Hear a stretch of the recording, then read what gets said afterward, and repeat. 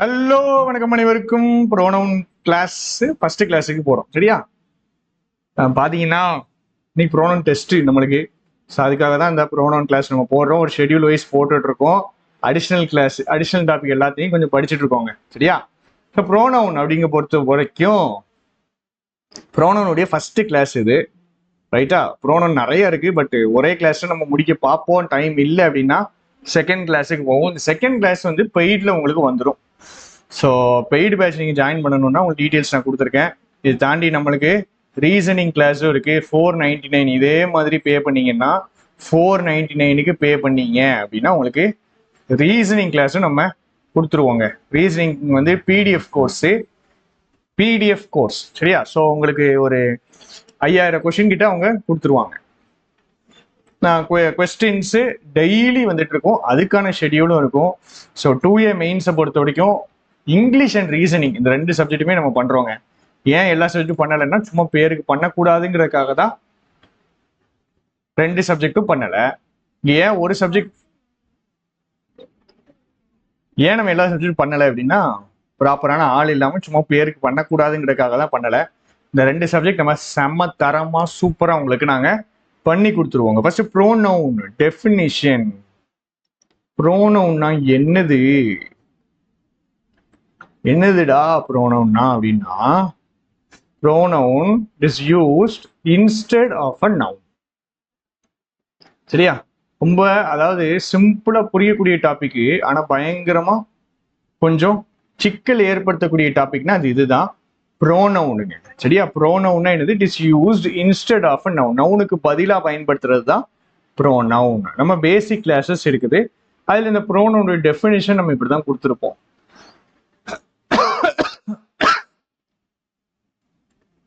Luther is a good boy. Luther goes to school. Luther is a good boy.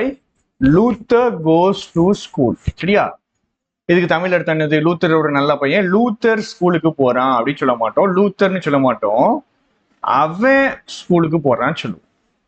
கரெக்டா? இந்த அவன் ஸ்கூலுக்கு போறான்னு சொல்ற இந்த ஹீ தான் என்னது அப்படின்னா ப்ரோனவுன். இது ஏன் ப்ரோனவுன் சொல்றோம்? இந்த ஹீங்கிற ப்ரோனவுன் லூத்தருங்கிற நவுனுக்கு பதிலா வந்திருக்கு. கரெக்டாங்க? லூத்தர் கோஸ் டு ஸ்கூலுக்கு பதிலாக நம்ம என்ன போடுறோம்? ஹீ கோஸ் டு ஸ்கூல்னு நவுனுக்கு பதிலா போடக்கூடிய ஒரு வார்த்தை தான் ப்ரோனவுன். இப்ப அடிக்கடி நம்ம நவுன் யூஸ் பண்ணாம திருப்பி நவுனை போடாம நாம ஒரு தடவை நவுனை போட்டுட்டு அதுக்கப்புறம் அந்த நவுனுக்கு பதிலா ப்ரோனவுனா போட்டுட்டு இருக்கிறது தான் வழக்கம். சரியா? ஸோ எப்பவுமே ஒரு நவுனை போடுவோம், முதல்ல நவுனை போட்டுட்டு அதுக்கப்புறம் அந்த நவுனுக்கு பதிலா ப்ரோனவுனா போட்டுட்டு இருப்போம்.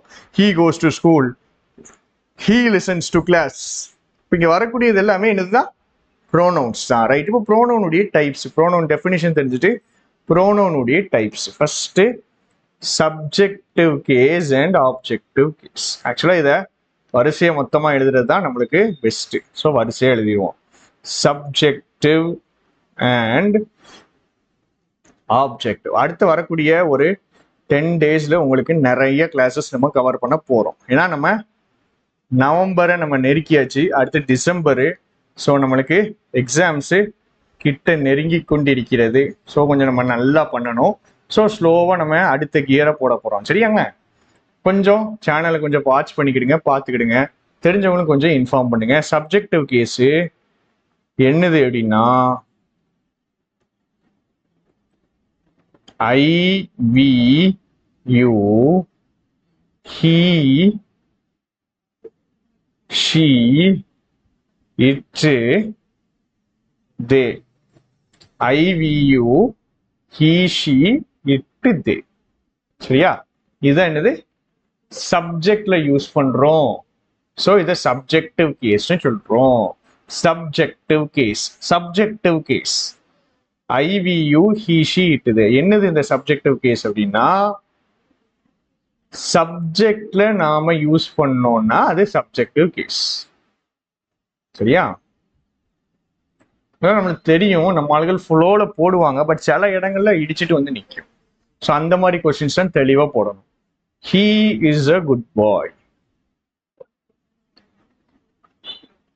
ஏன் ஹீ போடுறோம், ஏன் ஹிம் போடல? ஹிம் இஸ் அ குட் பாய் கரெக்டா, நம்மளுக்கு தெரியாது.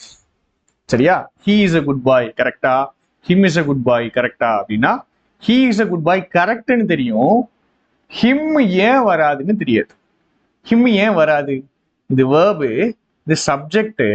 சப்ஜெக்ட நாம பயன்படுத்துற வார்த்தை எந்த வார்த்தை தான்? ஹீ தான். சப்ஜெக்ட்ல பயன்படுத்துற வார்த்தை எந்த வார்த்தை தான்? ஹீ தாங்க.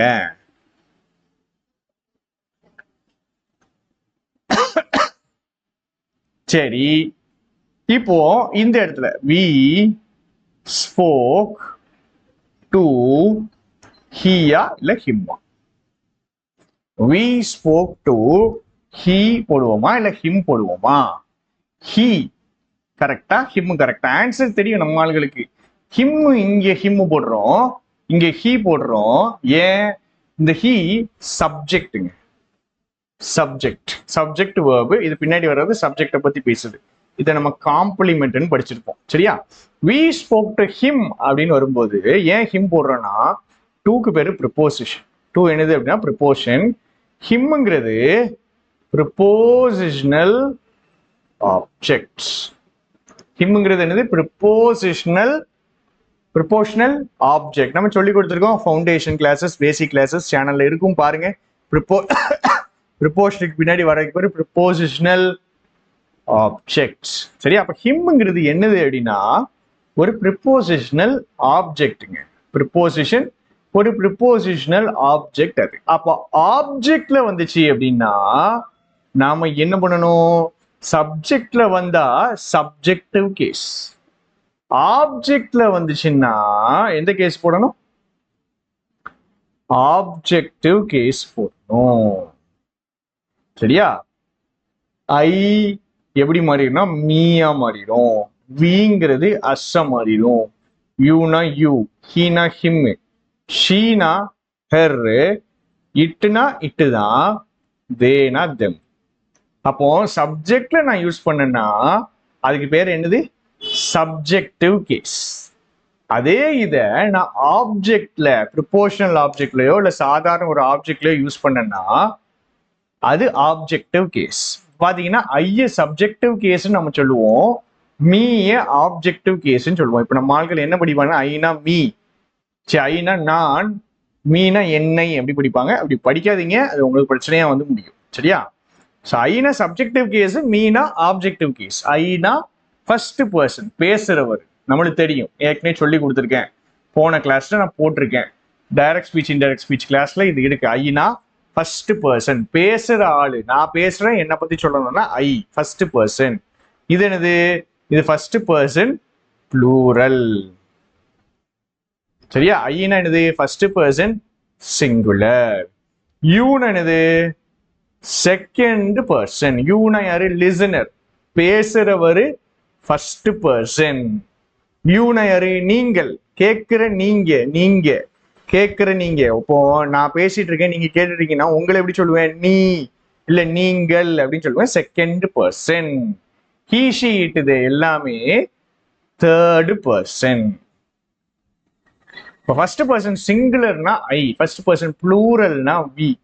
சரியா? செகண்ட் பர்சன்னா யூ, தேர்ட் பர்சன்னா he she it and they. புரிஞ்சுதா? சரி, இப்போ அப்படியே இந்த சைடு வரீங்க, ஆப்ஜெக்டிவ் கேஸ். ஆப்ஜெக்டிவ் கேஸ் அதே கதை தான். ஃபர்ஸ்ட் பர்சன் சிங்குலர், ஆப்ஜெக்டிவ் கேஸ்ல மீ, அஸ். யூ மாறல பாருங்க, யூ மாறாது. ஹீனா ஹிம், ஷீனா ஹெர், இட்டு மாறாது. தே என்னவா மாறிடுது? தெம்மா மாறிடுது. அப்ப சப்ஜெக்ட்ல யூஸ் பண்ணா அதுக்கு பேரு சப்ஜெக்டிவ் கேஸுங்க, ஆப்ஜெக்ட்ல யூஸ் பண்ணா அதுக்கு பேரு ஆப்ஜெக்டிவ் கேஸ். சரியா? இப்போ ஆப்ஜெக்டிவ் கேஸ் நம்ம எழுதிடும்.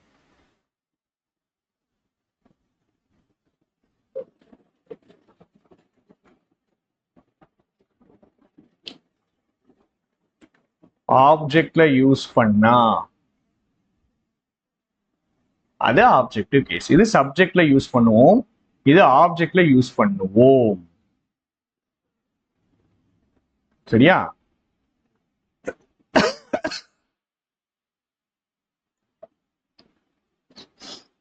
அது என்ன ஆப்ஜெக்ட்? சாதாரண ஆப்ஜெக்டா இருக்கட்டும், ப்ரிப்போர்ஷனல் ஆப்ஜெக்டா இருக்கட்டும், எதுவானாலும் இருக்கட்டும், ஆப்ஜெக்ட்ல எங்க யூஸ் பண்ணிட்டாங்கன்னா அது ஆப்ஜெக்டிவ் கேஸ். சப்ஜெக்ட்ல யூஸ் பண்ணிட்டாங்கன்னா சப்ஜெக்டிவ் கேஸ். சரியா? சரி, நான் இப்போ ஒரு எக்ஸாம்பிள் எழுதுறேன், இதுக்கு ஆன்சர் போடுங்க. Gandhi was a person like we are like us. இதுக்கு நீங்க ஆன்சர் போடணும். சரியா? ஆன்சர் மட்டும் எனக்கு போடாது முக்கியம் கிடையாது, ஆன்சரை எக்ஸ்பிளைன் பண்ணணும். ஏன் இங்க சப்ஜெக்டிவ் கேஸ் போட்டீங்க, ஏன் வந்துட்டு ஆப்ஜெக்டிவ் கேஸ் போட்டீங்க அப்படின்னு எக்ஸ்பிளைன் பண்ணணும். சரியா? ஸோ சப்ஜெக்டிவ் கேஸ் போட்டாலும் எக்ஸ்பிளனேஷன் எழுதணும், ஆப்ஜெக்டிவ் கேஸ் போட்டாலும் எக்ஸ்பிளனேஷன் எழுதணும். அதான் ரொம்ப முக்கியம். சரியா? ஸோ சப்ஜெக்டிவ் கேஸ் படிச்சாச்சு, ஆப்ஜெக்டிவ் கேஸ் படிச்சாச்சு. ஃபர்ஸ்ட் கான்செப்ட் படிப்போம், அதுக்கப்புறம் வார்த்தைகளை படிப்போம். சரியா? மூணாவது கேஸ் உடைய கேஸ். நம்ம வச்சிருக்க பேர் என்ன கேஸ்? உடைய கேஸ். இது வந்து நம்ம வச்சிருக்கிற பேர் இதுதான். சரியா?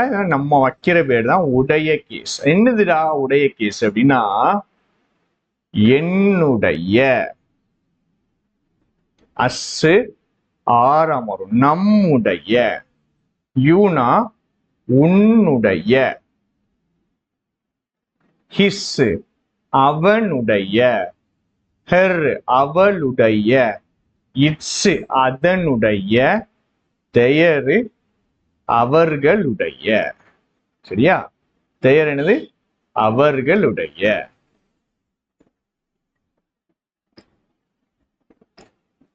அப்ப இது எல்லாமே எப்படி முடியுதுன்னு பாருங்க. மை, ஆர், யார், ஹிஸ், ஹெர், இட்ஸ், தேர் எல்லாமே உடையன்னு முடியும்.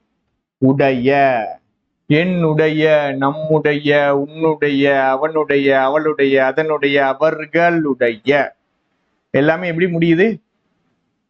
உடைய கேஸ்ல முடியுது. எல்லாமே எப்படி முடியுது அப்படின்னா உடைய, உடைய கேஸ்ல உடையல முடியுது. அப்ப அதனாலதான் இதுக்கு என்ன பேர் நம்ம வச்சுட்டோம்? உடைய கேஸ்னு வச்சுட்டோம். மூணாவது உடைய கேஸ். என்னது இது உடைய கேஸ் அப்படின்னா, சொல்லித்தரேன் பயப்படாதீங்க. திஸ் இஸ் மை கார் அப்படின்னு நான் சொல்றேன்னா இது என்னுடைய கார். ஸோ இந்த உடையன்னு வர்றதுனாலதான் இதுக்கு நம்ம என்ன பேர் வச்சிருக்கோம்? உடைய கேஸ்னு வச்சிருக்கோம். இந்த உடைய கேஸ் வந்துட்டு என்னதுன்னா அட்ஜெக்ட்.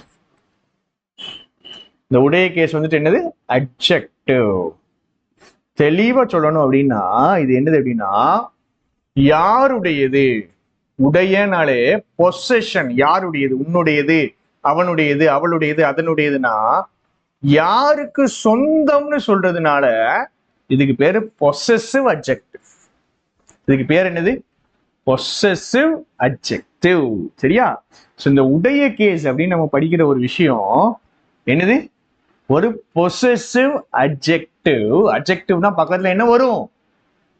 கண்டிப்பா இவன் பக்கத்துல நவுன் வந்தே தீருவான். நவுன் இல்லாம உடைய கேஸ் வராது.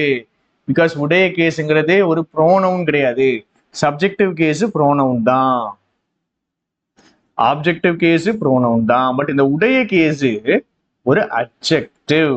என்னது? ஒரு அட்ஜெக்டிவ். ரைட்டா? என்னுடைய car. we met their parents. நாங்க மீட் பண்ணோம், அவர்களுடைய பேரண்ட்ஸ் மீட் பண்ணோம். இந்த their உடைய கேஸுக்கு பின்னாடி கண்டிப்பா என்ன வரும்? நவுன் வரும். இந்த உடைய கேஸுக்கு பேர் தான் பொசசிவ் அட்ஜெக்டிவ் அப்படின்னு நம்ம சொல்லியிருக்கோம். இப்ப நம்ம ஒரு ரெண்டு சென்டென்ஸ் எழுதணும். we met her parents at a school. We met her at a school. சரியா? we met her parents at a school. we met her at a school. இந்த ஒத்த இதை சொல்லி கொடுத்துட்டா போதும், உங்களுக்கு நல்ல தெளிவா புரிஞ்சிடும். we met her parents at a school. we met her at a school. பாருங்க இவ்வளவு அழகா இருக்குன்னு பாருங்க. அழக பாருங்க. ஐயா, ஆப்ஜெக்டிவ் கேஸ் ஹெர் தான், ஆப்ஜெக்டிவ் கேஸ் ஹெர் தான், உடைய கேஸ் ஹெர் தான். அதாவது ஹெர்ங்கிற இந்த ஒத்த வார்த்தை ஆப்ஜெக்டிவ் கேஸ்லயும் வருது, உடைய கேஸ்லயும் வருது. இங்கேயும் வருகிறார், அங்கேயும் வருகிறார். அப்ப எப்படி கண்டுபிடிக்க? இந்த ஹெர் ஆப்ஜெக்டிவ் கேஸா இல்ல உடைய கேஸா? அதாவது உடைய கேஸ் என்னது? Possessive adjective. இந்த ஹெர் ஆப்ஜெக்டிவ் கேஸா இல்ல உடைய கேஸா? எப்படி கண்டுபிடிக்கிறது? எப்படி கண்டுபிடிக்கிறது? உடைய கேஸ்னா இவங்க பக்கத்துல யார் இருப்பாங்க? நவுன் இருப்பாங்க. அப்போ நாங்க மீட் பண்ணோம், அவளுடைய பேரண்ட்ஸ் இந்த இருக்காங்க, அவளுடைய பேரண்ட்ஸ் நவுன் இருக்காங்க, அவளுடைய பேரண்ட்ஸ். அப்ப இந்த ஹெர் தான் என்னதுன்னா உடைய கேஸ். அவளுடைய பேரண்ட்ஸ், உடைய கேஸுக்கு பக்கத்துல தான் நவுன் வருவானே. நவுன் வந்துட்டான்ல, அவளுடைய பேரண்ட்ஸ் உடைய கேஸ் போட்டாச்சு இல்ல. அப்ப இது பொசசிவ் adjective. அவள் உடைய பேரண்ட்ஸ், இது என்னது? Possessive adjective. Possessive adjective.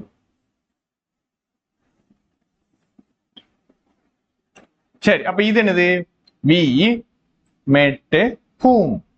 we met whom, her. இந்த her என்னதுன்னா ஆப்ஜெக்ட்ங்க. சோ ஆப்ஜெக்ட்ல வந்தா அது எந்த கேஸ்? Objective case. அவ்வளவுதான், ஈஸி.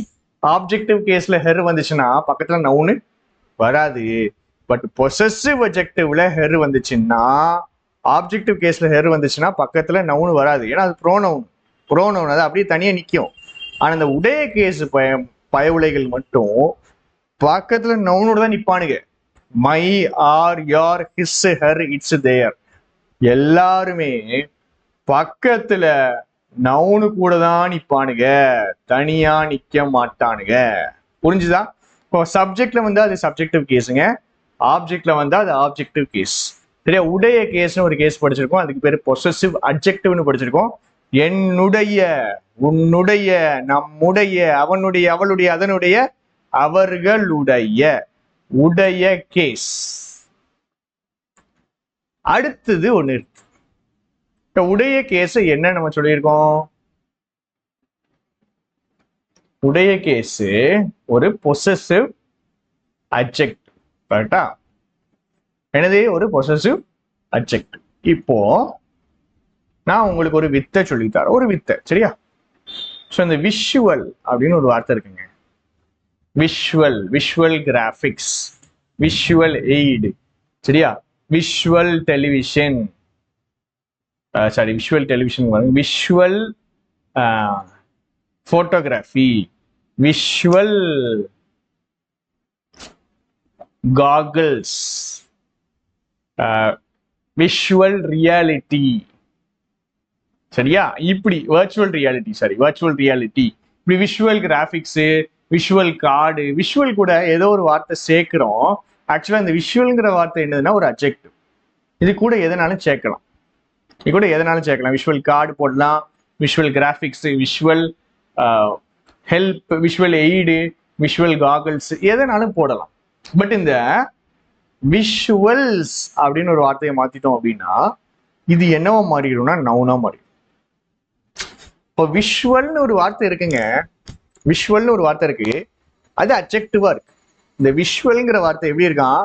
அட்ஜெக்டிவா இருக்கான். இவங்க கூட எஸ் சேர்த்துட்டா என்னவாயிடுறான்? அவன் விஷுவல்ஸா மாறிடுறான். விஷுவல் கூட எஸ் சேர்த்துட்டா என்னவா மாறிடுறான்? விஷுவல்ஸா மாறிடுறான். அப்ப என்னன்னு தெரியுதுன்னா, ஒரு அட்ஜெக்டிவை நீங்க எடுக்கிறீங்க, அது கூட எஸ் சேர்த்தா, இது எல்லா அட்ஜெக்டிவுக்கும் பொருந்தாது, சில அட்ஜெக்டிவுக்கு பொருந்தும். ஒரு அட்ஜெக்டிவ் கூட என்ன சேர்த்தா, எஸ் சேர்த்தா அது என்னவா மாறிடுது? நவுனா மாறிடுது. அட்ஜெக்டிவ் கூட என்ன சேர்த்தா நவுனா மாறிடுதுன்னா, எஸ் சேர்த்தோம்னா நவுனா மாறிடுது. அப்போ 3 படிச்சாச்சு. சப்ஜெக்டிவ் கேஸோ, ஆப்ஜெக்டிவ் கேஸோ, இல்ல உடைய கேஸோ படிச்சாச்சு. சரியா? இந்த உடைய கேஸ் ஒரு அட்ஜெக்டிவ்னு படிச்சாச்சு. இந்த கிளாஸை பார்த்துட்டு நம்ம டெஸ்ட்டை போட்டீங்கன்னு வச்சுக்கிடுங்க, வேற லெவல், நம்மளை தொட்டுக்க ஆளே கிடையாது. அப்படி நின்று பேசவும் நம்ம கண்டென்ட். நல்லா தெளிவா படிங்க, என்ன டவுட் வரட்டும், தப்பு விடுங்க, கத்துப்பீங்க. நான் நீங்க ஃபுல் மார்க் எடுப்பீங்கன்னு சொல்லல, நான் உங்களுக்கு எல்லாமே அப்படி 100% புரிஞ்சிடும்னு சொல்லலை, பட் நீங்க கத்துப்பீங்க, அழகா இருக்கும், இந்த விஷயம் நல்லா இருக்கும், ஓகே இப்படிலாம் படிக்கலாம் அப்படின்னு தோணும். சரி, இந்த அட்ஜெக்டிவ் இருக்கு, இந்த அட்ஜெக்டிவ் கூட நான் இப்ப என்ன சேர்க்க போறேன், ஒரு எஸ் சேர்க்க. இவனுக்கு எல்லாரு கூடயும் நான் இப்போ என்ன சேர்க்க போறேன், எஸ் சேர்க்க போறேன், எஸ் சேர்க்க போறேன், எஸ் சேர்த்து எழுத போறேன். எஸ் சேர்த்து எழுதுனா ஃபர்ஸ்ட் மைஸ் கிடையாது, மைன். சரியா, இது மட்டும் மைஸ் கிடையாது, மைஸ்னு ஒரு வார்த்தை இருக்கு. ஸோ மைன். ஆருடைய சேர்த்தா ஆர்ஸ், இவருடைய சேர்த்தா யோர்ஸ், இஸ் கூட சேர்த்தா இஸ் தான், ஹெர் கூட எஸ் சேர்த்தா ஹர்ஸ், இட்ஸ் கூட எஸ் சேர்த்தா இட்ஸ், தேர் கூட எஸ் சேர்த்தா தேயர்ஸ். இப்ப சப்ஜெக்ட்ல யூஸ் பண்ணா சப்ஜெக்டிவ் கேஸ், ஆப்ஜெக்ட்ல யூஸ் பண்ணா ஆப்ஜெக்டிவ் கேஸ். சரியா, மூணாவது உடைய கேஸ். உடைய கேஸ், உடைய கேஸ், உடைய கேஸ் என்னது, அட்ஜெக்டிவ்னு பார்த்தோம், பொசசிவ் அட்ஜெக்டிவ்னு பார்த்தோம். என்னுடைய அப்படின்னு வந்து நின்றுது. சரியா, திஸ் இஸ் இப்படி எழுதுறாங்க. இதுக்கு என்ன அர்த்தம், this car is my car. இதுக்கு என்ன அர்த்தம், இது என்னுடைய கார்னு அர்த்தம். இந்த கார் என்னுடைய கார் அப்படின்னு அர்த்தம். இந்த கார் என்னுடைய கார் அப்படின்னு அர்த்தம். சரியா, இப்படி எழுதுறோம் அப்படின்னா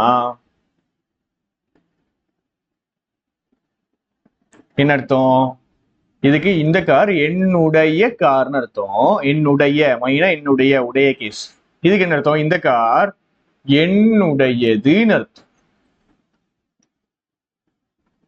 என்னுடைய அப்படின்னா உடைய கேஸ், என்னுடையது, என்னுடையது அப்படின்னா அது உடையது கேஸ். அவ்வளவுதான்.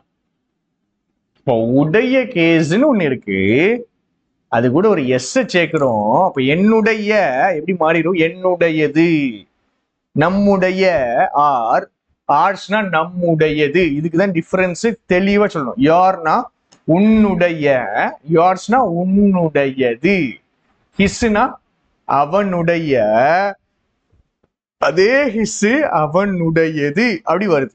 படிப்போம் படிப்போம், பயப்படாதீங்க. இங்கேயும் ஒரு வட்டத்தை போடுறோம். ஏன், ரெண்டு பயவலைகளும் ஒன்னா இருக்கானுங்க, இவனுகளும் ஒன்னா இருக்கானுங்க. அப்போ ஹிஸ் அப்படின்னா என்னுடைய அப்படியும் வருது, என்னுடையது அப்படின்னு வருது. இட்ஸ்னா இட்ஸ்னா என்னது, அதனுடைய அப்படின்னு வருது, அதனுடையது அப்படின்னு வருது. தேர் அவர்களுடைய, தேயர்ஸ்னா அவர்களுடையது. உடைய கேஸ்ன்னு ஒன்ன படிக்கும், அடுத்தது உடையது கேஸ்ன்னு ஒண்ணு படிக்கிறோம். சரியா, பொறுமையா படிங்க, ஈஸியா புரியுங்க. இந்த டாபிக்லாம் இப்படி புரிஞ்சுட்டுனா உங்களுக்கு பிரச்சனையே கிடையாது. சப்ஜெக்ட்ல யூஸ் பண்றோம் subjective case, I we you he she it they. ஆப்ஜெக்ட்ல யூஸ் பண்றோம் objective case, me us you him her it them. அடுத்தது உடைய கேஸ், என்னுடைய, நம்முடைய, உன்னுடைய, அவனுடைய, அவளுடைய, அதனுடைய, அவர்கள் உடைய, உடைய, உடைய கேஸ், உடைய கேஸ். அது கூட எஸ் சேர்த்து உடையது கேஸா மாத்திடும். Mine, ours, yours, his, hers, its, theirs. உடைய கேஸ் கூட எஸ் சேர்க்கிறோம், உடையது கேஸ் ஆக்கிடுறோம். உடைய கேஸ் கூட எஸ் சேர்த்து உடையது கேஸா மாத்திடுறோம். புரிஞ்சுச்சாங்க, புரிஞ்சுச்சா?